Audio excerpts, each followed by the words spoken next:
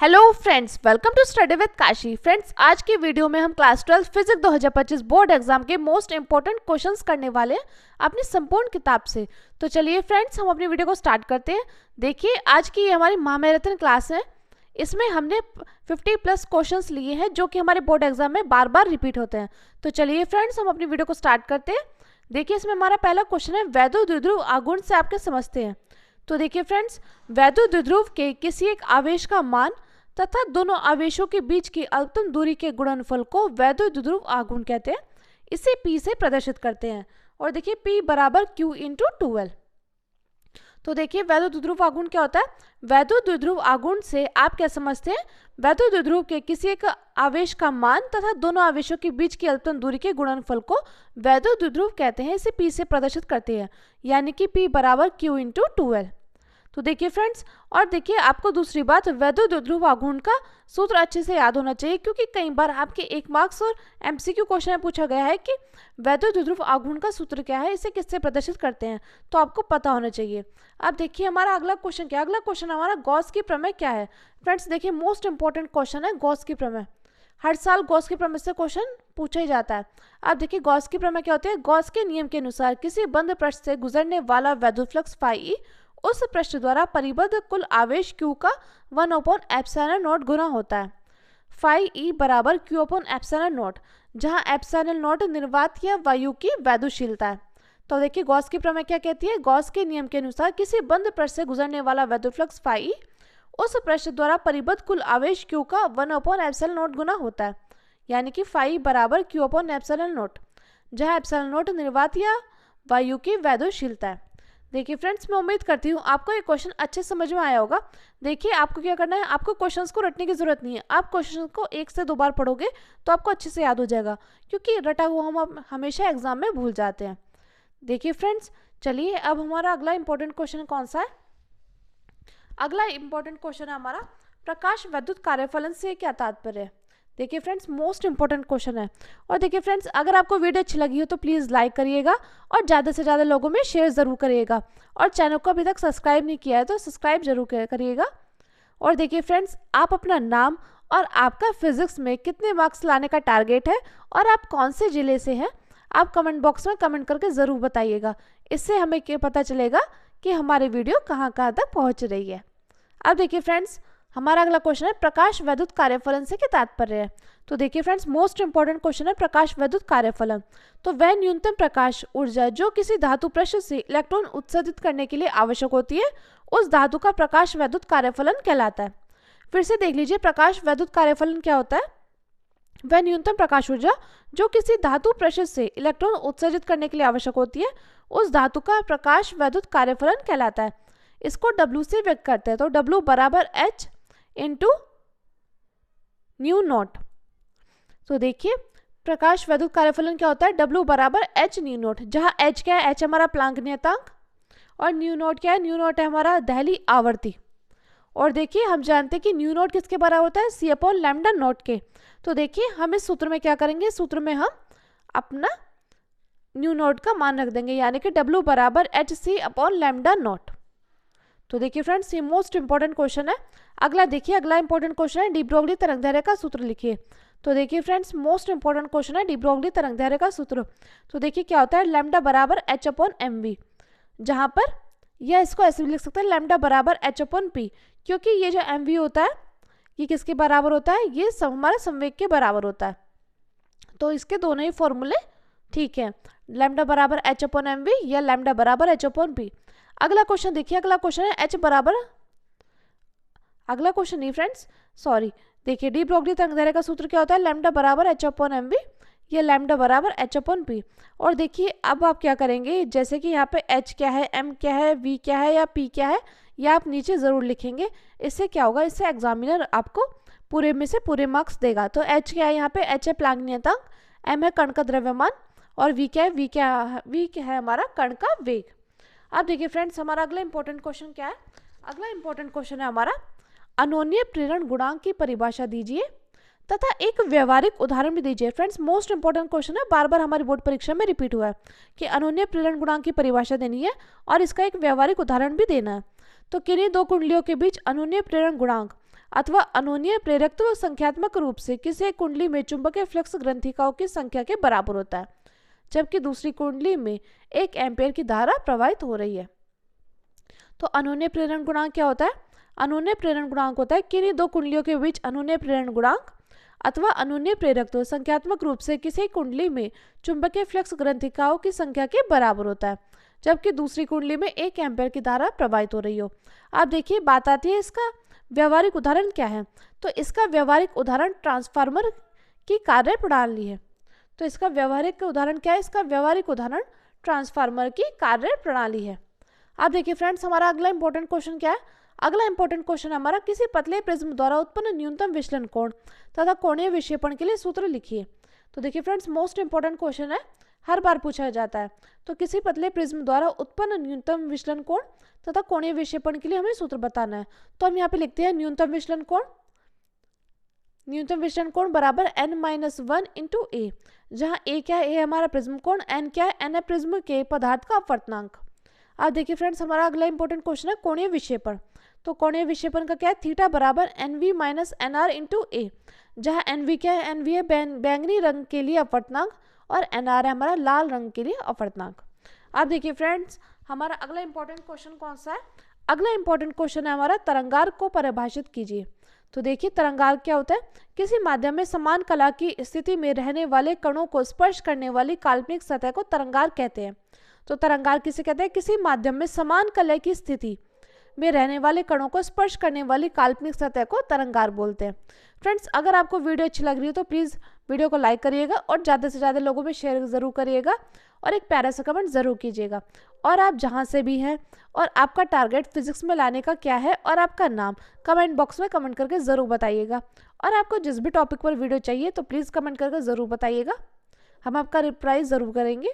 अब देखिए फ्रेंड्स, हमारा अगला क्वेश्चन है कला संबंध स्रोतों से आप क्या समझते हैं? तो ऐसे स्रोत जिनके बीच कलांतर समय के साथ नियत रहती है कला संबंध स्रोत कहलाते हैं, और दो कला संबंध स्रोतों से स्थायी व्यतिकरण प्राप्त किया जाता है। तो कला संबंध स्रोत क्या होते हैं? कला संबंध स्रोतों से आपके समझते हैं ऐसे स्रोत जिनके बीच कलांतर समय के साथ नियत रहता है कला संबंध स्रोत कहलाते हैं। दो कला संबंध स्रोतों से स्थायी व्यतिकरण प्राप्त किया जाता है। देखिए फ्रेंड्स, मोस्ट इंपॉर्टेंट क्वेश्चन है। अगला देखिए, अगला है प्रकाश के विवर्तन से आपके समझते हैं। ये फ्रेंड्स हमारा मोस्ट इंपॉर्टेंट क्वेश्चन है। जितने भी क्वेश्चंस मैं करा रही हूँ ये सारे मोस्ट इंपॉर्टेंट है और ये बार बार हमारी बोर्ड परीक्षा में रिपीट हुए हैं। तो प्रकाश के विवर्तन से आप क्या समझते हैं? जब प्रकाश की किरणें किसी पतली स्लिट अथवा किसी तीक्ष्ण अवरोध पर पड़ती है तो वे स्लिट अथवा अवरोध के किनारों की ओर आंशिक रूप से मुड़ जाती है, और प्रकाश तरंगों के इस प्रकार मुड़ने की प्रक्रिया को प्रकाश का विवर्तन कहते हैं। तो प्रकाश के विवर्तन से आप क्या समझते हैं? जब प्रकाश की किरणें किसी पतली स्लिट अथवा किसी तीक्ष्ण अवरोध पर पड़ती है तो वह स्लिट अथवा अवरोध के किनारों की ओर आंशिक रूप से मुड़ जाती है, और प्रकाश तरंगों के इस प्रकार मुड़ने की प्रक्रिया को प्रकाश का विवर्तन कहते हैं। अब देखिए फ्रेंड्स, हमारा अगला इंपॉर्टेंट क्वेश्चन क्या है? अगला इंपॉर्टेंट क्वेश्चन है हमारा वैद्युत विभव की परिभाषा दीजिए तथा इसकी विमा लिखिए। तो हमें क्या करना है? हमें यहाँ पे वैद्युत विभव की परिभाषा लिखनी है और इसकी विमा भी लिखनी है। तो हम लिखते हैं वैद्युत क्षेत्र में किसी बिंदु पर वैद्युत विभव किसी धन परीक्षण आवेश को अनंत से उस बिंदु तक लाने में किए गए कार्य तथा धन परीक्षण आवेश का मान की निष्पत्ति के बराबर होता है। यानी कि वैद्युत क्षेत्र में किसी बिंदु पर वैद्युत विभव किसी धन परीक्षण आवेश को अनंत से उस बिंदु तक लाने में किए गए कार्य तथा धन परीक्षण आवेश के मान की निष्पत्ति के बराबर होता है। यानी कि V बराबर W upon Q not, V बराबर W अपॉन Q नॉट, जहाँ W का मात्रक क्या होता है? जूल, और आवेश का मात्रक होता है कुलाम। तो इस देखिए इसका मात्रक क्या है? जूल प्रति कुलाम या वोल्ट। ये आपको पता होना चाहिए क्योंकि कई बार हमसे MCQ में ही पूछा गया है इसका मात्रक। अब देखिए वैद्युत विभव की विमा क्या होती है? ml square t minus 3 a minus 1। तो वैद्युत विभव की विमा क्या है? ml square t minus 3 a minus 1 होती है। अब देखिए फ्रेंड्स, हमारा अगला इंपॉर्टेंट क्वेश्चन है विभव प्रवणता की परिभाषा लिखिए। तो हम यहाँ पे विभव प्रवणता की परिभाषा लिखते हैं वैद्युत क्षेत्र की दिशा में दूरी परिवर्तन डेल्टा x के साथ विभव परिवर्तन डेल्टा v की दर को विभव प्रवणता कहते हैं। तो हमारी विभव प्रवणता क्या होती है? वैद्युत क्षेत्र की दिशा में दूरी परिवर्तन डेल्टा x के साथ विभव परिवर्तन डेल्टा v की दर को विभव प्रवणता कहते हैं। और विभव प्रवणता बराबर विभव में परिवर्तन अपॉन दूरी में परिवर्तन, यानी कि minus delta v upon delta x। फिर से देख लीजिए, विभव प्रवणता का सूत्र क्या है? विभव में परिवर्तन अपॉन दूरी में परिवर्तन बराबर minus delta v into delta x। आप देखिए फ्रेंड्स, हमारा अगला इंपॉर्टेंट क्वेश्चन क्या है। अगला इंपॉर्टेंट क्वेश्चन है हमारा, किसी चालक के सिरों के बीच विभवांतर तथा मुक्त इलेक्ट्रॉनों के अनुगमन वेग के बीच संबंध लिखिए। तो देखिए हम यहाँ पे संबंध लिखते हैं। तो विभवांतर तथा मुक्त इलेक्ट्रॉन के अनुगमन वेग के मध्य संबंध, यानी कि वी डी बराबर e v tau upon m l. विभवांतर मुक्त इलेक्ट्रॉन के अनुगमन वेग और के मध्य संबंध था वी डी बराबर e v tau upon m l, जहाँ वी डी क्या है, वी डी हमारा अनुगमन वेग है, वी विभवांतर है, टो शांतिकाल है, और एल क्या है, एल है हमारी चालक की लंबाई। एल क्या है, एल है हमारी चालक की लंबाई। अब देखिए फ्रेंड्स, हमारा अगला इंपॉर्टेंट क्वेश्चन है, किसी धारावाही चालक के कारण उत्पन्न चुंबकीय क्षेत्र के संबंध में बायो-सावर्ट के नियम को उल्लेख कीजिए। तो बायो-सावर्ट के नियम के अनुसार धारावाही चालक के कारण उत्पन्न चुंबकीय क्षेत्र क्या होता है, डेल्टा बी बराबर mu naught upon 4 pi into i into delta l sine theta upon r square, जहाँ म्यू नॉट अपॉन 4 पाई अनुक्रमानुपाती नियतांक है तथा म्यू नॉट निर्वात की वैद्युशीलता है। अब देखिए फ्रेंड्स, हमारा अगला इंपॉर्टेंट क्वेश्चन है, अनओमीय प्रतिरोध से आप क्या समझते हैं। तो देखिए अनओमीय प्रतिरोध क्या होता है, वह प्रतिरोध जो ओम के नियम का पूर्णतः पालन नहीं करते उन्हें अनओमीय प्रतिरोध कहते हैं, जैसे कि वैद्युत बल्ब का तंतु व डायोड वाल्व, ये हमारे इसके उदाहरण है। अब देखिए फ्रेंड्स, हमारा अगला इंपॉर्टेंट क्वेश्चन है, आवेश की गतिशीलता से आप क्या समझते हैं। तो बताइए आवेश की गतिशीलता से आप क्या समझते हैं। किसी आवेश वाहक की गतिशीलता वह अनुगमन वेग है जो उसके द्वारा एकांक वैद्युत क्षेत्र में से प्राप्त किया जाता है, इसे म्यू से प्रदर्शित करते हैं। तो म्यू बराबर वी डी अपॉन ई, इसका मात्रक मीटर स्क्वायर प्रति वोल्ट इंटू सेकेंड है।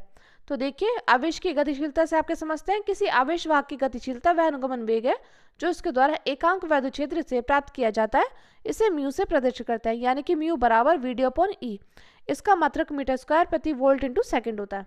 अब देखिए किरचॉफ का धारा नियम, आप जानती हो किरचॉफ ने कितने नियम दिए थे, 2 नियम दिए थे। पहला नियम था धारा नियम जिसे संधि का नियम भी कहते हैं, और दूसरा नियम है वोल्टता का नियम जिसे बंद-पाश का नियम भी कहते हैं।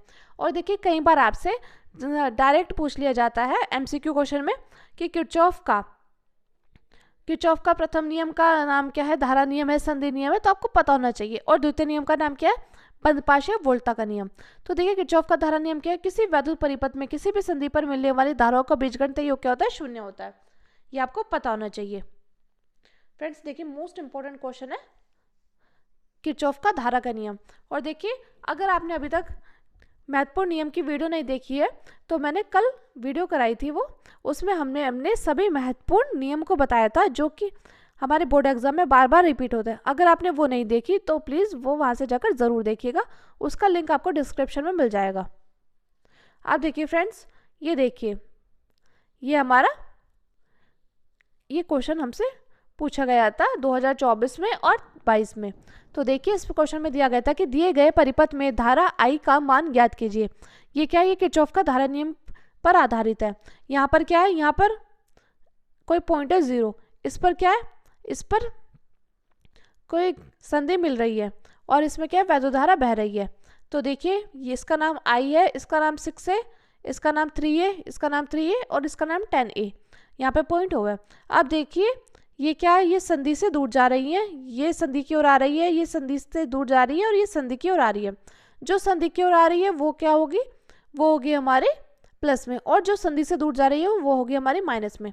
तो हम इसको सॉल्व करने के लिए यहाँ पे लिखते हैं, हमें क्या करना है, इसमें हमें आई का मान ज्ञात करना है। हम इसलिए यहाँ पे करते हैं किरचॉफ के नियम से संधि ओ के लिए। तो हम जानते हैं कि किरचॉफ का धारा नियम क्या होता है, सिग्मा आई बराबर 0। तो देखिए यहाँ पे हमें किसका मान ज्ञात करना है, आई का, तो हम इसलिए यहाँ पे आई लिखते हैं। और देखिए यहाँ पे है 6A, प्लस का 6A इसलिए लिखा क्योंकि संधि की ओर आ रहा है। अब देखिए माइनस का 3A इसलिए लिखेंगे संधि से दूर जा रहा है, और प्लस का 3A इसलिए लिखेंगे क्योंकि संधि की ओर आ रहा है, और माइनस 10 इसलिए लिखेंगे ये संधि से दूर जा रहा है, किसके बराबर 0 के। तो आ गया I माइनस 4A बराबर 0। तो I बराबर कितना आ गया, I बराबर आ गया 4 एम्पेयर। मैं उम्मीद करती हूँ फ्रेंड्स आपको ये नॉर्मल न्यूमेरिकल अच्छे से समझ में आया होगा। अब देखिए फ्रेंड्स हमारा अगला इंपॉर्टेंट क्वेश्चन क्या है। अगला इंपॉर्टेंट क्वेश्चन है हमारा, एक समान चुंबकीय क्षेत्र से क्या तात्पर्य है, उदाहरण भी दीजिए। तो जिस क्षेत्र में चुंबकीय बल रेखाएं समांतर व समदूरस्थ हो तो वह एक समान चुंबकीय क्षेत्र कहलाता है। उदाहरण है, लंबी धारावाही परिनालिका के केंद्र पर चुंबकीय क्षेत्र एक समान होता है। तो एक समान चुंबकीय क्षेत्र क्या होता है, जिस क्षेत्र में चुंबकीय बल रेखाएं समांतर एवं समदूरस्थ हो तो वह एक समान चुंबकीय क्षेत्र कहलाता है। उदाहरण है लंबी धारावाही परिनालिका के केंद्र पर चुंबकीय क्षेत्र एक समान होता है। अब देखिए हमारा अगला इंपॉर्टेंट क्वेश्चन क्या, अगला इंपॉर्टेंट क्वेश्चन हमारा एम्पेयर का परिपथीय नियम लिखिए। तो देखिए एम्पेयर का परिपथीय नियम लिखना है हमें। एम्पेयर के नियम के अनुसार किसी बंद परिपथ की सीमा के अनुदिश चुंबकीय क्षेत्र वेक्टर बी का रेखीय समाकलन पथ द्वारा घिरी नेट धारा I का म्यू नॉट गुना होता है, यानी कि phi into vector b into dl vector बराबर म्यू नॉट इंटू वाई। तो ये होता है हमारा एम्पेयर का परिपथीय नियम। अब देखिए हमारा अगला क्वेश्चन है धारामापी को वोल्ट मीटर में कैसे बदला जाता है। तो धारामापी की कुंडली के श्रेणी क्रम में उच्च मान के प्रतिरोध का शंट लगाना होगा, तभी हम धारामापी को वोल्ट मीटर में बदल सकेंगे। अब देखिए फ्रेंड्स हमारा अगला इंपॉर्टेंट क्वेश्चन क्या है, वैद्युत क्षेत्र की तीव्रता की परिभाषा लिखिए तथा इसका मात्रक लिखिए। तो देखिए वैद्युत क्षेत्र की तीव्रता क्या होती है, वैद्युत क्षेत्र में एकांक परीक्षण आवेश पर लगने वाले वैद्युत बल को वैद्युत क्षेत्र की तीव्रता कहते हैं, इसे ई से प्रदर्शित करते हैं। तो ई बराबर एफ अपॉन क्यू नॉट। तो वैद्युत क्षेत्र की तीव्रता क्या होता है, वैद्युत क्षेत्र की तीव्रता होता है वैद्युत क्षेत्र में एकांक परीक्षण आवेश पर लगने वाले वैद्युत बल को वैद्युत क्षेत्र की तीव्रता कहते हैं, इसे ई से प्रदर्शित करते हैं। ई बराबर एफ अपॉन क्यू नॉट। इसका मात्रक न्यूटन प्रति कूलम्ब अथवा वोल्ट प्रति मीटर होता है। अब देखिए बहुत बार एमसीक्यू में पूछा गया कि वैद्युत क्षेत्र की तीव्रता का मात्रक बताइए। तो आपको क्या करना है, अगर आपको सूत्र पता है ई बराबर एफ अपॉन क्यू नॉट, तो आप इसे भी निकाल सकते हैं, क्योंकि आप जानते हैं कि बल का मात्रक क्या होता है न्यूटन और आवेश का मात्रक होता है कूलम्ब, यानी कि न्यूटन प्रति कूलम्ब, और इसका दूसरा मात्रक है वोल्ट प्रति मीटर। अब देखिए फ्रेंड्स हमारा अगला इंपॉर्टेंट क्वेश्चन है धारा घनत्व विशेष चालकता तथा वैद्युत क्षेत्र के बीच परस्पर संबंध लिखिए। तो धारा घनत्व विशेष चालकता व वैद्युत क्षेत्र के मध्य संबंध है विशेष चालकता बराबर धारा घनत्व अपॉन वैद्युत क्षेत्र, यानी कि जे अपॉन ई। तो मात्रक है इसका एम्पेयर प्रति मीटर स्क्वायर और वोल्ट अपॉन वोल्ट प्रति मीटर। तो देखिए यहाँ पे हमें क्या पता चल गया, हम यहाँ पे हमें विशेष चालकता का मात्रक पता चल गया एम्पेयर प्रति वोल्ट इंटू मीटर। अब देखिए इस क्वेश्चन से हमारे दो क्वेश्चंस और कवर हो रहे हैं। हमें इसमें धारा घनत्व, एक तो हमें विशेष चालकता, धारा घनत्व और वैद्युत क्षेत्र के मध्य संबंध पता चल रहा है कि जे अपॉन ई। अब देखिए दूसरा में क्या पता चला, धारा घनत्व का मात्रक एम्पेयर प्रति मीटर स्क्वायर पता चल रहा है और वैद्युत क्षेत्र का मात्रक वोल्ट प्रति मीटर पता चल रहा है। तो देखिए आपको क्या करना है, आपको ये सभी क्वेश्चंस, इस क्वेश्चन में 3-4 क्वेश्चन हमारे तैयार हो रहे हैं, ये सभी आपको कॉपी में नोट डाउन करना है और आपको बार बार रिवीजन करते रहना है, क्योंकि हमसे एक नंबर में कई बार पूछ लिया जाता है। अब देखिए अगला क्वेश्चन है समविभव पृष्ठ की परिभाषा लिखिए। तो किसी वैद्युत क्षेत्र में खींचा गया वह पृष्ठ जिस पर स्थित सभी बिंदुओं पर वैद्युत विभव बराबर हो समविभव पृष्ठ कहलाता है। अब देखिए अगला क्वेश्चन क्या, अगला क्वेश्चन है कूलम्ब का नियम को सदिश रूप लिखिए। तो हमें क्या करना है, इसमें कूलम्ब के नियम का सदिश रूप लिखना है। तो हम यहाँ पे लिखते हैं माना Q1 व Q2 एक चिन्ह को के दो बिंदु आवेश है, आवेश Q1 के कारण Q2 पर लगने वाला बल। तो इसलिए F12 बराबर 1/4 pi epsilon naught into Q1 into Q2 upon r square, और यहाँ पे r कैप 12, ये हमारी हो गई पहली इक्वेशन। अब लिखते हैं हम जहाँ R12 कैप Q1 से Q2 की ओर इंगित करने वाला एकांक सदिश है तथा आवेश Q2 के कारण Q1 पर लगने वाला बल। तो F21 बराबर 1/4 pi epsilon naught into Q1 into Q2 upon r square. तो R21 कैप, ये हो गया हमारी इक्वेशन नंबर 2। तो हम लिखेंगे जहाँ R21 कैप Q2 से Q1 की ओर इंगित करने वाला एकांक सदिश है, इसलिए समीकरण 1 व 2 कूलम्ब के नियम को सदिश रूप में व्यक्त करता है। अब देखिए हमारा अगला क्वेश्चन है वैद्युत धारा तथा अनुगमन वेग के बीच संबंध बताने में। तो हम लिखते हैं वैद्युत धारा तथा अनुगमन वेग में संबंध है I बराबर NE/AVD, जहाँ N क्या है, N है प्रति एकांक आयतन में मुक्त इलेक्ट्रॉन की मात्रा, VD है अनुगमन वेग, A क्षेत्रफल है और E क्या है, E हमारे इलेक्ट्रॉन का आवेश। अब देखिए हमारा अगला क्वेश्चन है धारा घनत्व से आपके समझते हैं, इसका मात्रक लिखिए। तो चालक के एकांक क्षेत्रफल से प्रवाहित वैद्युत धारा को धारा घनत्व कहते हैं, इसे J से प्रदर्शित करते हैं। तो J बराबर I/A। इसका मात्रक क्या होता है, इसका मात्रक होता है एम्पेयर प्रति मीटर स्क्वायर, जहाँ I क्या है, I हमारी धारा, A हमारा अनुप्रस्थ काट का क्षेत्रफल। अब देखिए फ्रेंड्स हमारा अगला क्वेश्चन है प्रकाश के विवर्तन से आप क्या समझते हैं। तो जब प्रकाश किरणें किसी पतली स्लेट अथवा किसी तीक्ष्ण अवरोध पर पड़ती है तो वे झिर्री अथवा अवरोध के किनारों की ओर आंशिक रूप से मुड़ जाती है, और प्रकाश किरणों के इस प्रकार मुड़ने की प्रक्रिया को प्रकाश का विवर्तन कहते हैं। अब देखिए अगला क्वेश्चन है ध्रुवण कोण से आप क्या समझते हैं। एक विशेष आपतन कोण जिसके माध्यम के पृष्ठ से परावर्तित होकर प्रकाश पूर्णतः ध्रुवित हो जाता है, उसे ध्रुवण कोण कहलाता है। अब देखिए अगला क्वेश्चन है प्रकाश के ध्रुवण तरंगों की किस प्रकृति की पुष्टि करता है। तो ध्रुवण प्रकाश तरंगों की अनुप्रस्थ प्रकृति की पुष्टि करता है। देखिए आपको पता होना चाहिए अनुप्रस्थ प्रकृति की पुष्टि करता है, ये आपसे कई बार एमसीक्यू में क्वेश्चन पूछा गया है और 1 नंबर की क्वेश्चन में भी आया है। तो ये फ्रेंड्स मोस्ट इंपॉर्टेंट क्वेश्चन है, बार बार हमारी बोर्ड परीक्षा में रिपीट हुआ है।